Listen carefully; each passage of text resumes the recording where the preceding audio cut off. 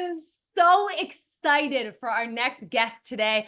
You guys probably recognize him. You might have been growing up watching him on the television screen. He was a pro skater turned entrepreneur, and he is absolutely crushing it, you guys. There's a reason why he has 900,000 followers, because he is a man of impact. And today he is going to be sharing with you how to build the success that you've desired. He's going to share with you his life. It is going to be an absolutely amazing interview. So I'd like to welcome my guest, Mikey Taylor, who went from pro skater to legendary entrepreneur. He co-founded St. Archer Brewing, which sold to MillerCoors for $87 million. Then he built Commune Capital, which is managing over $350 million in real estate. From boards to boardroom, this man is truly iconic. Welcome to the show, Mikey Taylor. It is such a pleasure to have you here. Thank you for having me. So you have built such an enormous amount of success, and you're inspiring so many people. I see you everywhere doing things, and everyone speaks so highly about you. And I am just absolutely enamored by the way you show up in life. And I'm curious, what brought you here? Like what made Mikey Taylor? That's a good question. I would say a lot of work, a lot of resilience, but probably more than anything was having the right people around me. Your reputation takes a long time to build. And I've always looked at it as kind of twofold. One, I can destroy that reputation in a second. So, something like showing up, you better show up for, treat people with kindness, be thoughtful in your delivery.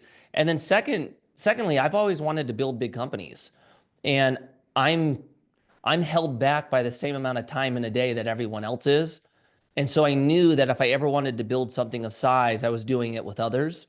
And so I just put in the time to get good at doing my due diligence on people and then finding alignment when I was stepping out and creating something. Wow. How do you do this due diligence on people? How do you decipher who you want to work with or who you want to hire? What does that process look like? So I think it starts for most of us, and I would say including me, with the skill.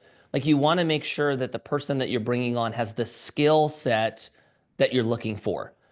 But a lot of times we end on that alone. Like, oh yeah, they're good at this job, let's give them an offer. But I think there's two other factors that you have to be really mindful of. The first is, are their goals in alignment with ours? Or are we really driving towards the same set of goals? And then the last one is character. I spend a lot of time kind of trying to gauge character. And more than anything, I want to know how people act under stress. That's a big one for me. When times are good, everything's fine. But if we ever go into a difficult position as a business, I want to know that I have people that are in the trenches with me that I can count on to get us out. And so you start learning, what questions to ask people that will hopefully give you an idea of how they operate. So I've just gotten better at asking the right questions, and then time, right? We do a 3-person, or usually a 3 to 4 interview process before we ever put out an application. And that goes through multiple partners before we get there. So it's not just me looking at it. I have the people inside of my business that are my partners that are looking at the individual as well. Wow, so powerful. So what are these questions? What are some questions that the audience can ask that will help them create more clarity in their business relationships or their friendships or whatever that may be? Okay, so some of the ones that I like asking, if a person has worked at a job previous to the one that they're maybe applying for here, I'll usually ask what the biggest challenge that they had their tenure, however long they were at the company, and what the solution was, and how they were involved in that solution. That's usually a big indicator. Two, if somebody's married, I like asking them about, their wife or their husband. Tell me about your wife, your husband. What are some of the like the qualities you see in them? And usually when you're asking a question like that, you're seeing how they either build up their partner, or sometimes you'll see like what's intended to maybe be a joke, maybe it's to cover something else, but it's usually like a sly remark. I don't personally like seeing that. Um, I would say more than anything, I want to know, I more than anything want to know, one, what, how they act when no one's watching. Yeah. Two, are they a team builder or an individual? And three, how they react under stress. And then it just becomes a game of, do I have the right person and do I have the right seat available? Wow, that is amazing because you have managed hundreds of employees over your life and you are just such a powerful leader. And I think like even just sharing those questions just shows, your leadership skills. And so I want to ask you, how does somebody become a leader? Like you are so grounded in who you are. You've built success in your business, in your family life. Everything you touch turns to gold. I mean, you're the mayor's pro 10, the right-hand man of the mayor. You are doing so much, and it requires such a high level of leadership. Like, how can somebody cultivate that? What choices can they make in their life to really step into being a powerful leader like yourself? That's a great question. I think, look, we're all leaders in some way. Like there's always somebody in our life that's looking to us for guidance. I think the big shift that happens is hopefully you have the correct view of leadership. This is actually an area that I had wrong when I first got started. My idea of what a leader was more of a top-down approach of I say what to do, I set the tone, and you go do it. And I actually had to learn that that is not the best way to get things done. I found that leading kind of from the side where you are doing what you preach and then more importantly building up people around you, that's probably one of the best things I learned from a leadership position is the goal should not be that you hire and lead people who never have an ability to be more talented than you or go further than you. That's how a lot of it's structured. But if your goal truly is to look at your team and try to give them skills and encouragement to actually become better than you are, I think that's actually a good indication of a great leader. Now, the challenge is sometimes what that means is you might build somebody up and they might leave and go start their own company. Or maybe they're going to get a better offer from a competitor that can pay them in a way that you can't. And most people, when that happened from a leadership standpoint, look at that and they're discouraged. Like, I just put so much time and energy investing in you, and you just left me out to dry once I built you up. But I actually think that's a very good example of doing it right because you did empower and give somebody all the right tools for them to go out and kind of succeed. The secondary part is maybe was there an opportunity that you were was there something that you did wrong in the sense of you didn't offer them enough upside or you didn't create a culture that made them feel like they needed to find something else out there? That could be a part of it, but I would say that's a big one. Managing conflict, staying calm, and then in doing so, having more of a mentor and coaching outlook to build up those around you. I love that answer. And so it got my brain percolating. What is the number one thing that leaders avoid that they shouldn't? Well, that's a good question. These are great questions. I would say probably the two that I see the most is what I just touched on. A lot of leaders are threatened by managing people or leading people that are more capable than they are. That's a big one. And then I would say too, some leaders, um, they have a hard time getting out of their comfort zone, believe it or not. So once you build something that, more or less operates without you, it gets a little comfy. Like you snap into a routine And it's sometimes hard to snap yourself out of it to make sure that you are challenging yourself, you are potentially reinventing yourself if you need to. So I would say leaders fall into the same trap that all of us do. We are driven towards comfort, and we have to constantly remind ourselves that that's actually not the best place to be in. Wow. And so that is such a great answer. And you evolved from being this like famous pro skater, doing all the things, to running massively successful companies. What was the transformation you had to go through? What was the shift that you had to go through from being a personal brand, basically like not a solopreneur, Yeah. but doing something different, to running massive companies worth hundreds of millions of dollars?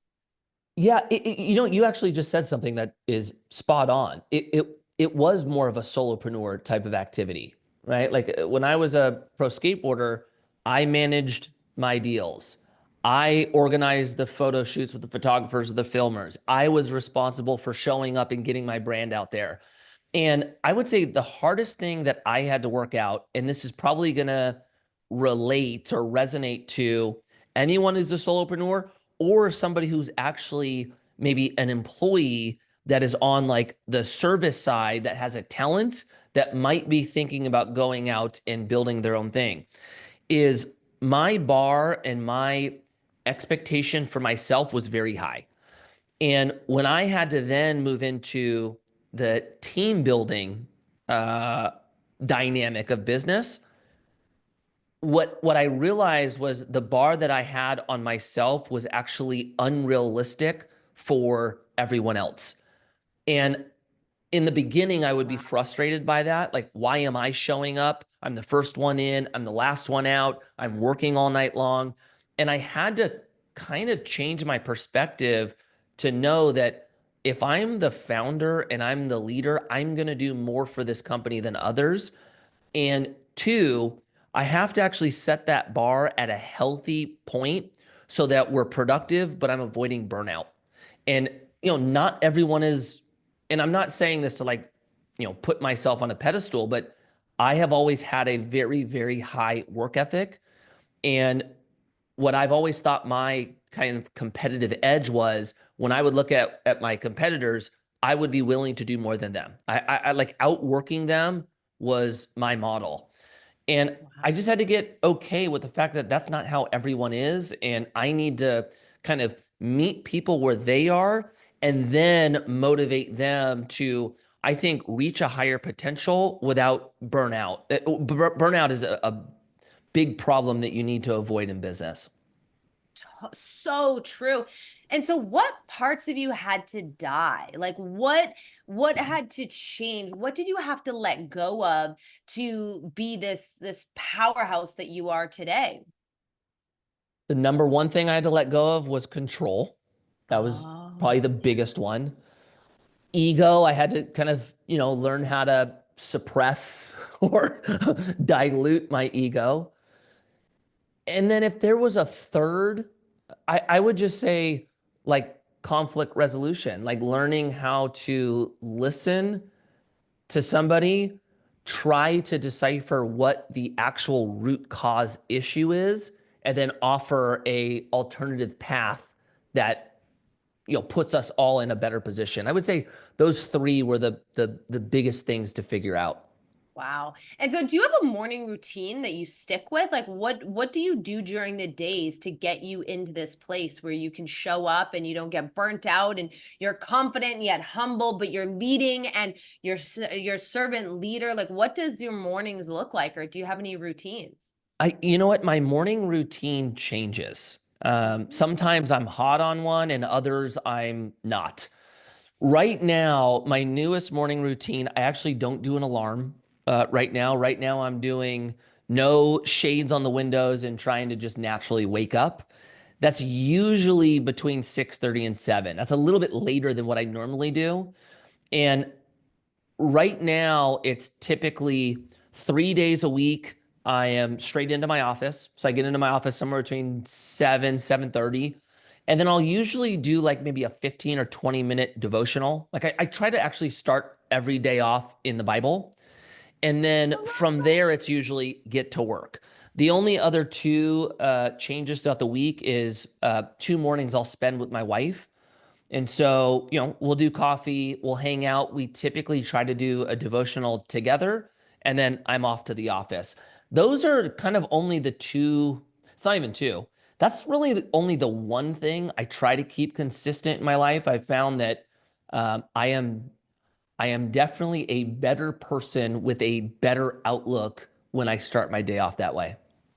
I totally agree with you. I just feel like getting your mindset right in the morning, getting everything set up is so crucial to your day. And so I love that you have that devotion, you have that faith, it grounds you. I love going to church every weekend. It puts me in the most beautiful headspace. It puts me into my heart. And that is what I think is so important, is for people to really lead from their heart. You talked about letting go of ego. It's something I work on constantly because I feel like the ego is there to protect us, and every single person has to battle getting to a place of feeling confident and feeling humble, because we need confidence to go out there and do big things in the world, but then we're also villainized from being confident. And so to balance humility with confidence is so important. So how do you do that? How do you show up confidently? How do you show up being able to be like, I'm able to take this on and achieve my goals, but also come from a place of being heart-centered and being humble? So I'll tell you what works for me. Maybe this will work for some, maybe it doesn't for other. But the one thing that will work for everyone is doing something over and over creates confidence. Repetitiveness creates confidence. So if there's Yes. anything that you're lacking confidence in, it means you're not doing that action enough. So like maybe for somebody who's, maybe you're a young guy, 19, 20, and you have a hard time talking to girls, like dating, it's scary to go up to girls. How you build confidence is you force yourself to go introduce yourself to 3 girls every day, right? And in the beginning, it's going to suck. And by, 2 to 3 weeks of it, maybe a month of it, you're going to start doing it like it's nothing. So you just remember that if you're lacking confidence, it just means you're not doing that action enough. I would say the second part to it is, and this one I think is more of a natural talent. It could also be viewed as a curse. But when I speak, even when I'm nervous or insecure, for whatever reason, my voice sounds as if I'm confident. I've always had an ability without thinking that when I'm communicating, it comes off as confidence. That one I was just given. That one I didn't have to work on. But I think the repetitiveness to create confidence is something that we can all improve upon. The second part you asked about, like, how do you not come off cocky? That's a balance, right? Like, I think probably listening is the biggest one. Like if you come in confident and people are talking to you and you don't even give them the time of day, well, yeah, then it's going to move over to cockiness. But if you actually listen, usually that's all it takes for somebody to go, oh, this person's paying attention to me. That's it. Like, just show up and make people around you feel good. And if you do that in a confident manner, that's going to put you in a pretty good position. I love that. I resonate with it so much because I truly believe that confidence is such an important skill to master, to cultivate, to tend to Mm, achieve your goals, which I feel mm, like our listeners are really wanting to do. And right. so I truly believe that confidence comes from results. And it's like Yeah. you said, you have to keep showing up. You have to keep getting the reps in. So what can somebody do to increase their confidence? Like what can somebody do to feel like motivated to get those reps in, or to keep showing up in order to build that confidence? Yeah, I found for me, I have to constantly like create a game out of things. This is what really works for me. I have to gamify life. And I've noticed that if I feel like I'm competing in this made up game and there's a potential to put my back against the wall, that's usually when I perform. And so you're going to have to find what works for you. For me, I don't like losing. Like this is I was a pro athlete. I am ultra competitive. I love winning, but I hate losing more. Me And too. so Me too. knowing that about myself, I try to create frames that put me in a losing position if I don't act, knowing that I hate everything about that. That's usually what it takes for me to, force action out of myself. Some people, and like, don't lose sight of the power of this.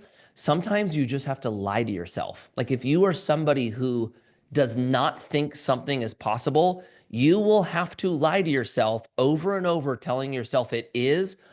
The weirdest thing happens, you will get to a point where you start believing it. So, as stupid as that sounds, you may have to lie to yourself. That Another is one so I would powerful. probably say is accountability, like force accountability from somebody that you know. And so if you tell somebody what your goals are and you ask them to be that person for you, hey, I really want to start a business and I really want to do it in 12 months. I have a goal of having a business plan ready in the next 3. Do you mind just hitting me up, or can we like do like a breakfast meeting every 3 weeks just so you can ask me where I'm at so that I know I have accountability to act? There's a lot of ways that you can force it out of yourself, but if you're just relying on the dream and you don't create your process to force that dream out of you, it's going to be hard. It's hard for all of us. Oh my gosh, so many yeses, you guys. Go back and rewind that section. That was so powerful. Talked about discipline, accountability, knowing your dream and knowing your why. And I have to echo that.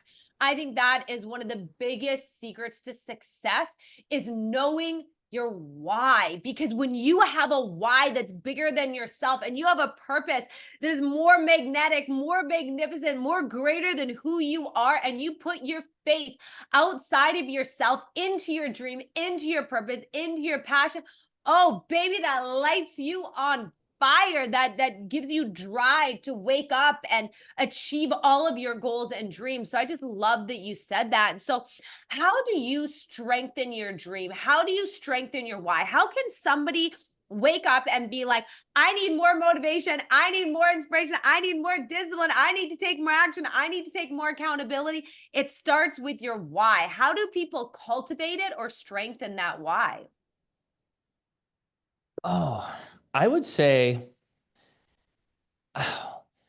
put more responsibility on yourself, specifically where people are relying on you, right? Like if you are responsible for others, motivation goes out the window. You don't have the choice to be motivated. People are looking at you, and if you don't act, that person that or the multiple people suffer.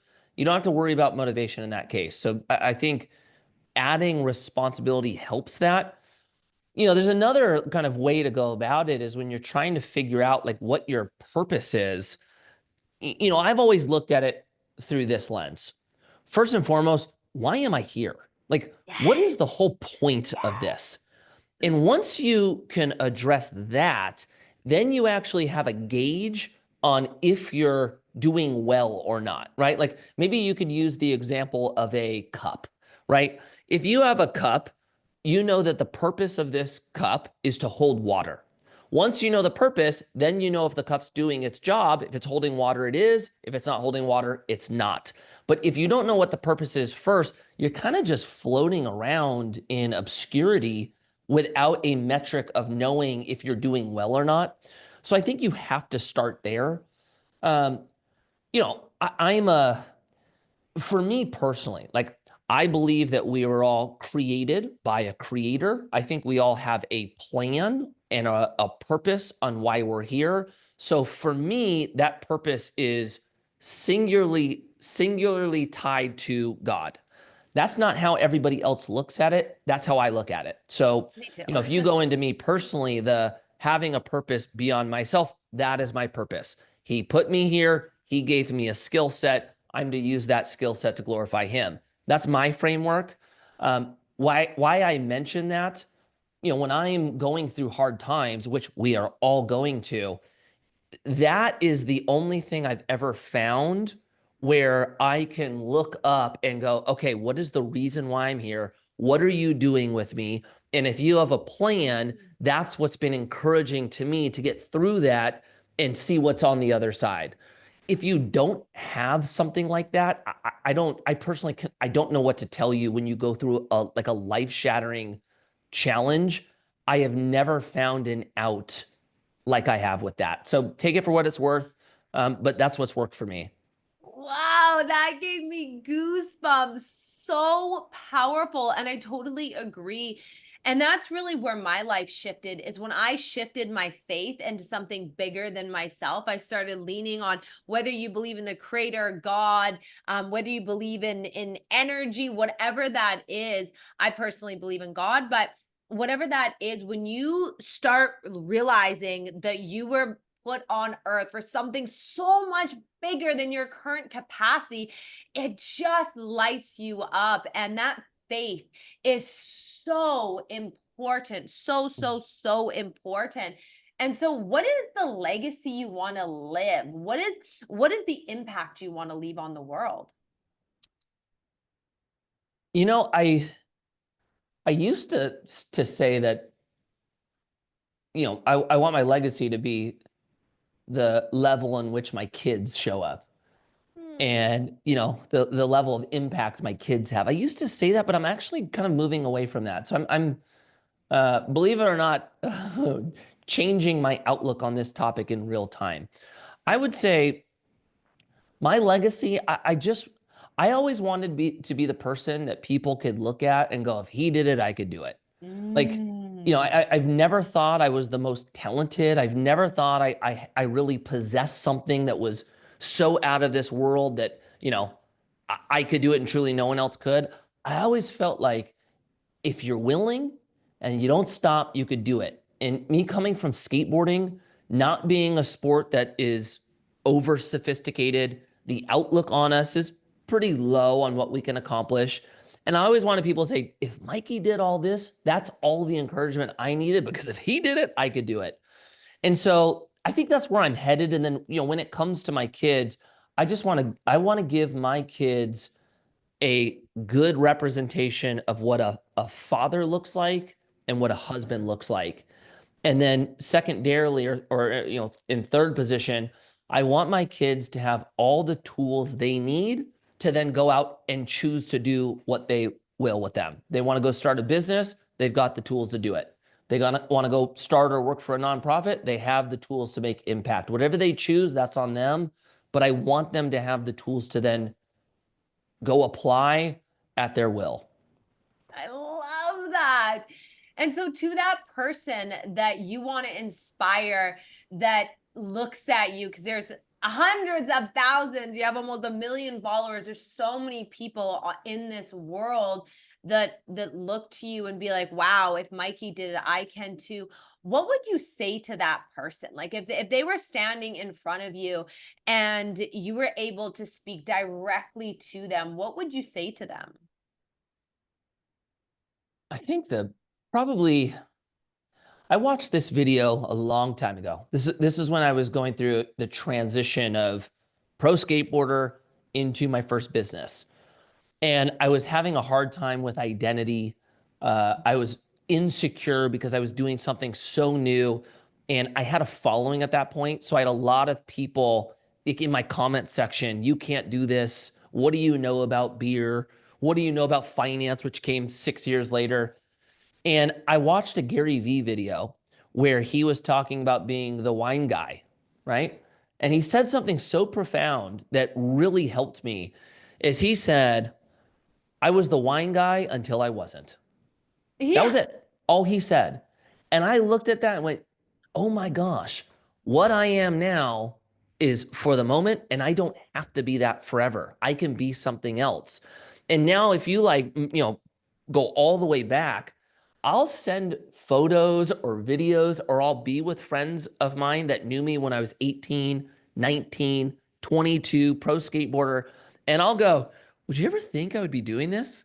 Like, Yesterday, I'm in a suit and tie for a council meeting creating policy for 130,000 residents while I run my business full time. And if I would have showed that day to my even 25-year-old self, he wouldn't have even been able to comprehend what I was doing. It was so far out of my wheelhouse. All that to say, you're not confined by what you currently are. So if you feel that way, your box is too small. The world is actually much larger and opportunity is actually much greater than that. You just have to be willing to stick with it. That's where everyone falls off. Somebody has an idea, somebody wants to try something, they do it for a little bit, they get resistance, and then they stop. That is unfortunately the thing that kills dreams. The only reason why I'm here today and became somebody that still has a lot of work to go, is far from perfect, but is doing something way greater than I thought I could be doing as a kid. That only happened because I was unwilling to quit. That's it. If you were unwilling to stop moving, you cannot fail. Wow, I'm like literally taking notes. This is so powerful. And something you said to me like struck a chord. And you talked about the comment section.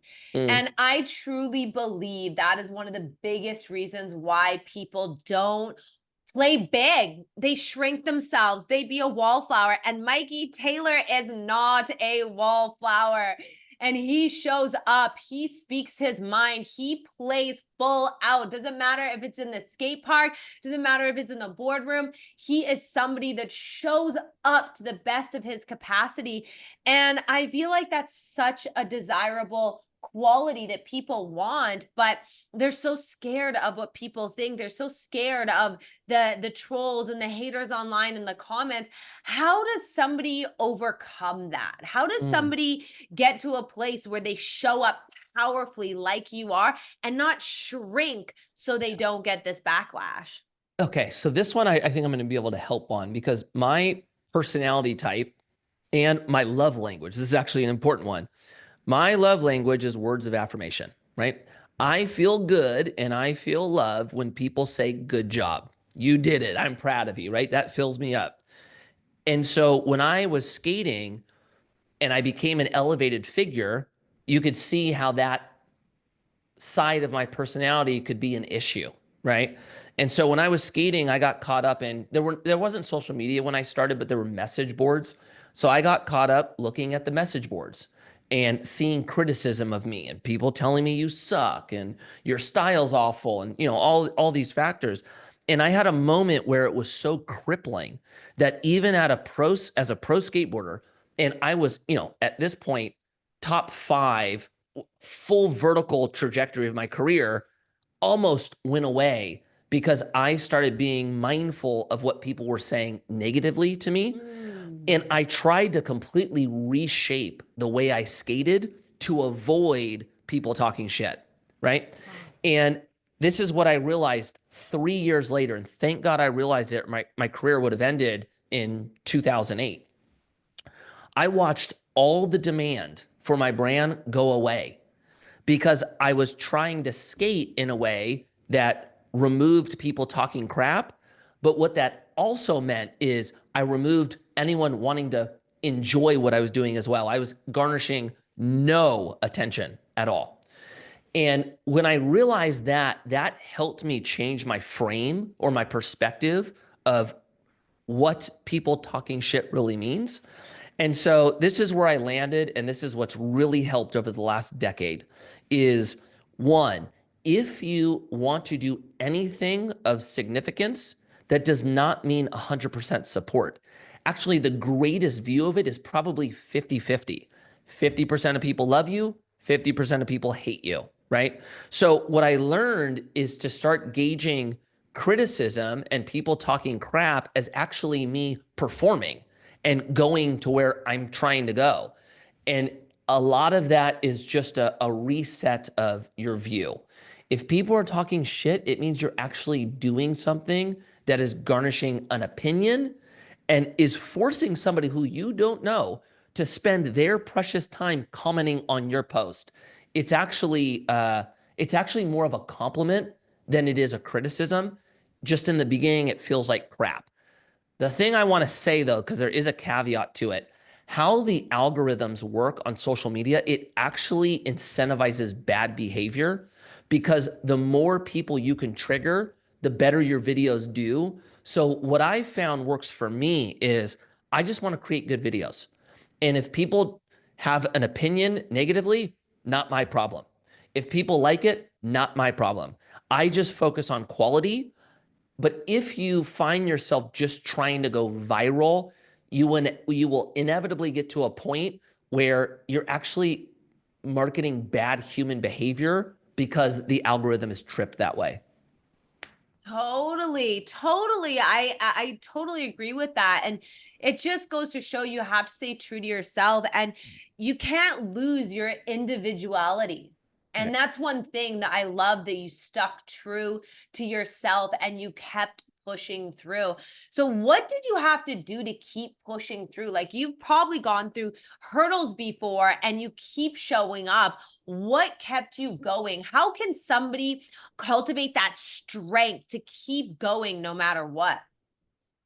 I think it all comes down to your why. Like, why are you doing this? For me, I've just always tried to make the mission and the why so large that because I wasn't there, I didn't have the option to stop. Right. Yes. And then I'm telling you, the responsibility one is a big one. Like when you walk into an office and you have 50, 100, 200 people who are feeding their family because of your company, that's a type of responsibility that where you don't have an option to not show up. So I'm actually a big believer in forced action. That's what it's always taken for me. But you know, from it kind of goes back to you really have to know yourself. I know what drives me, and I know how much I hate losing. Like that one is such a big one for me. So knowing that I hate losing, it's always been very difficult for me to stop if I haven't achieved what the set goal is, because to me that's a failure, and I do not like that. So that's what drives me. You might have to spend some time if you don't know that much about you. Spend some time figuring out what drives you, what your fears are, what you like, what you don't like, and that'll get you to a better position to almost like, you know, managing the controller like to the side of you and learning how to get yourself to do things. There's just not a one size fits all with that because there are different personality types out there. Yes, yes, yes, yes. That is it.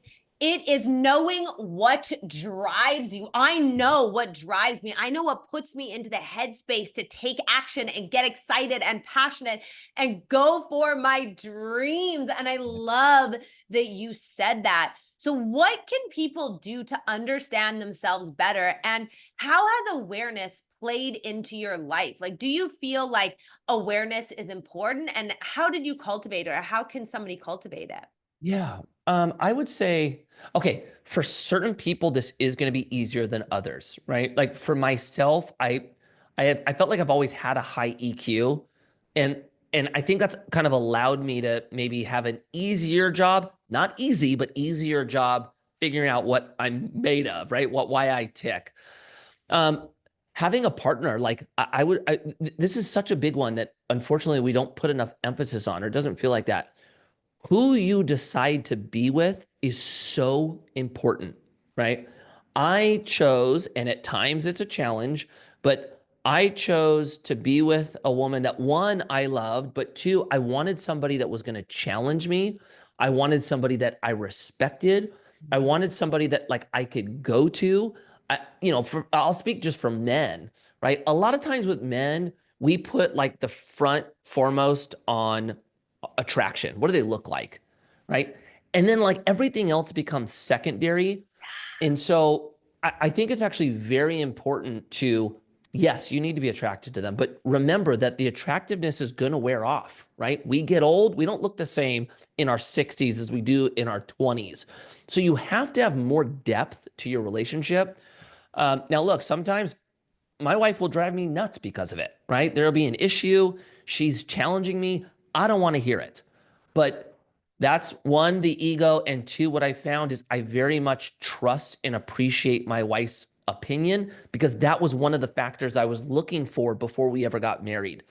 And so I think that's just really important. And I think the last one is, especially if you're young listening to this, do not settle or compromise on your principles, right?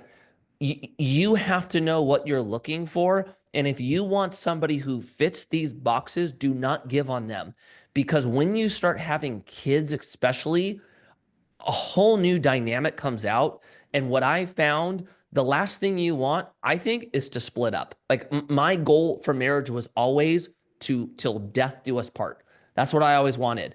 And so just know that this is a very important decision. And this decision and why I went on this tangent will really help you find out who you are, right? I learned a lot about myself when my wife and I got married. We started living together. We started fighting. That was a big, oh my gosh, why do I do these things? And then probably next, when you have kids, they're the biggest example or the biggest mirror into yourself of anything you're ever going to have. They're going to show you all your weaknesses.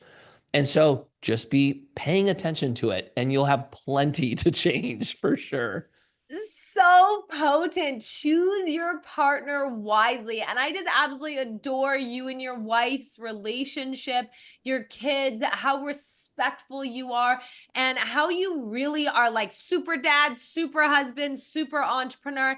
And you said choose your partner wisely. Mm. What are the characteristics that you looked for? What are the characteristics that people should look for if they want to get into a healthy marriage? Because you said it. Right. This is your partner that they're going to shape your thoughts. They're going to shape your beliefs. They are going to shape your company because you spend so much time with them. It is such an important decision.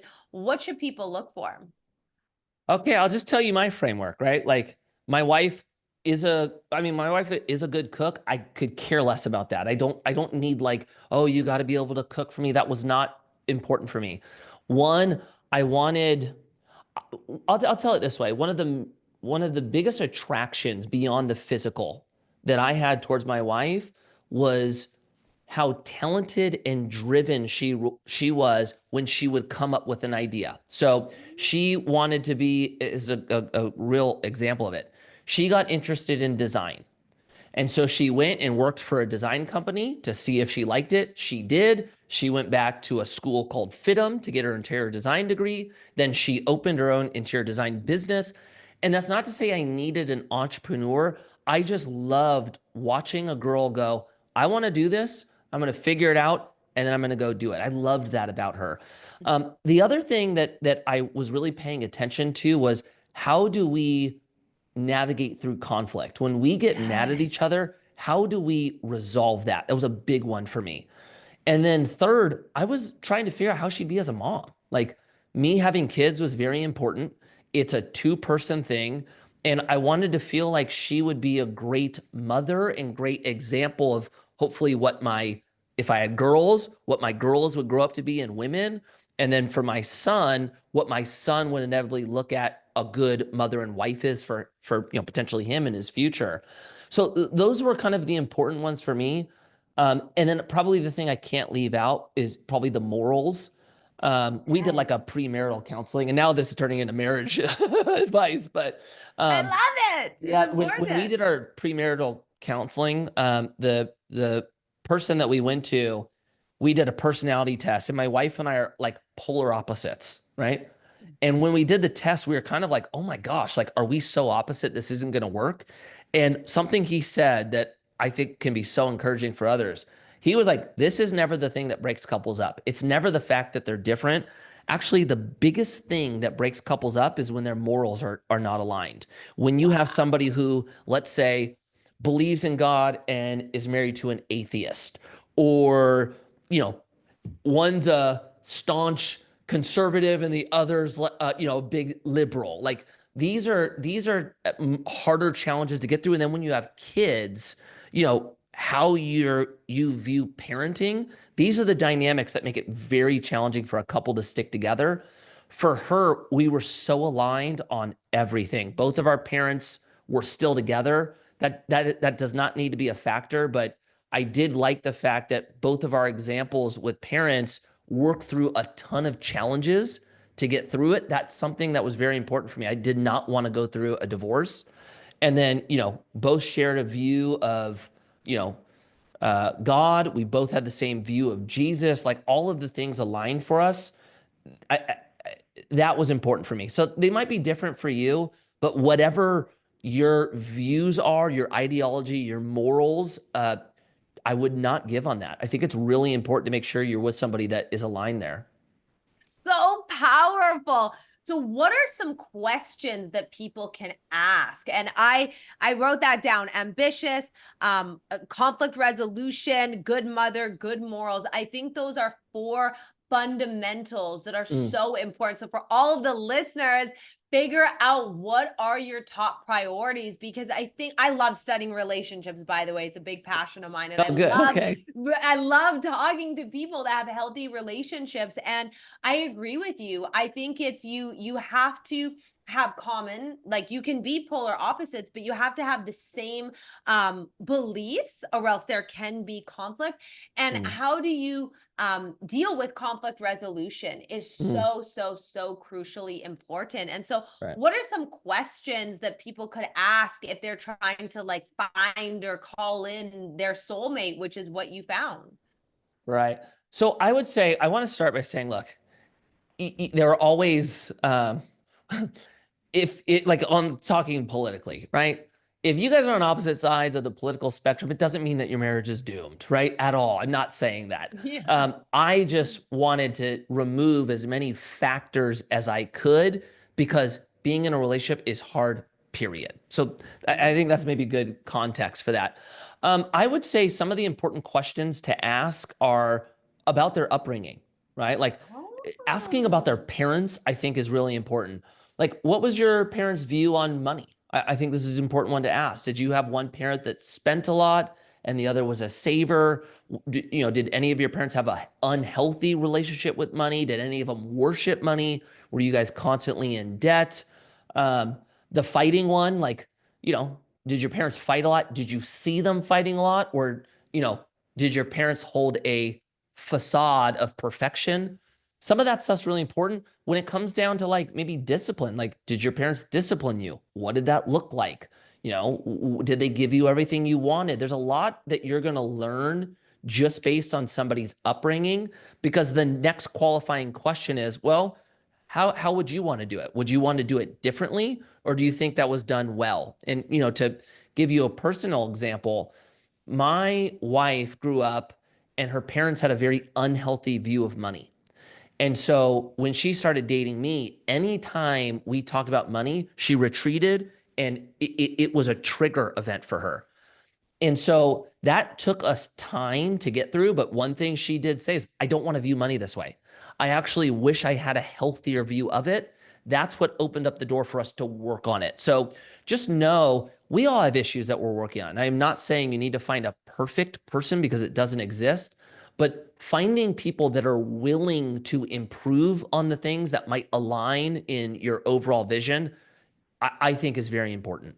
Yes, I absolutely love that. And I just have so much respect for you, Mikey. You have just juggled it all. And I truly want to say this, that you are such an inspiration. And just knowing you for years, meeting you on Clubhouse and watching your journey on social media is truly a testament to what is possible when you work hard, you believe in yourself, you believe in your dreams, you ask the right questions, you are diligent, you are resilient, you have grit, you have passion, and you have perseverance. And so thank you so much for showing up, for being an amazing dad to your kids, for being an amazing boss to the people that work for you, and being an inspiration on and offline. So I just appreciate our friendship. I appreciate you.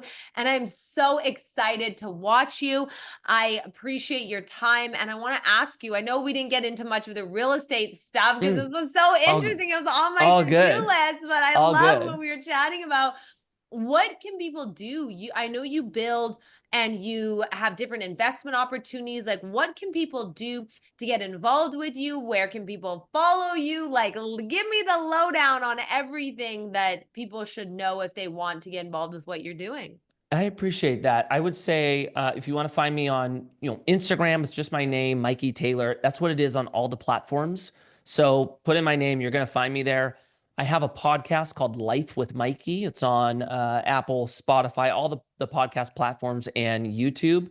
And then my company is Commune Capital. So if you want to, get information on what it looks like to invest with us, we have about 700 investors. We invest in multifamily apartments and storage units. So you can click on our website and see if what we do is a potential fit. And then you have the opportunity to connect with anyone from my team or even potentially jump on a call or webinar with myself. I love that. Well, thank you so much. This was so inspiring. I'm so excited to launch this episode. It is going to help so many people.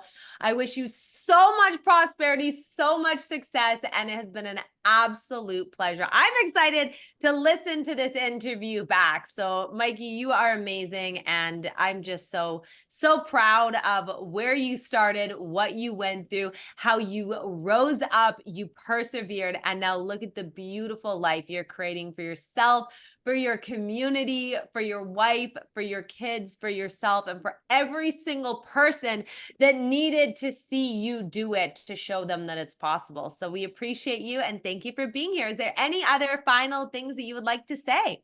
No, thank you so much, though. I appreciate it. It was great seeing you and great connecting again. I love it. Bye, guys. Make sure you guys rate the podcast, follow, subscribe. Follow me on Instagram at Brittany Michael Chug, and we'll see you on the next show.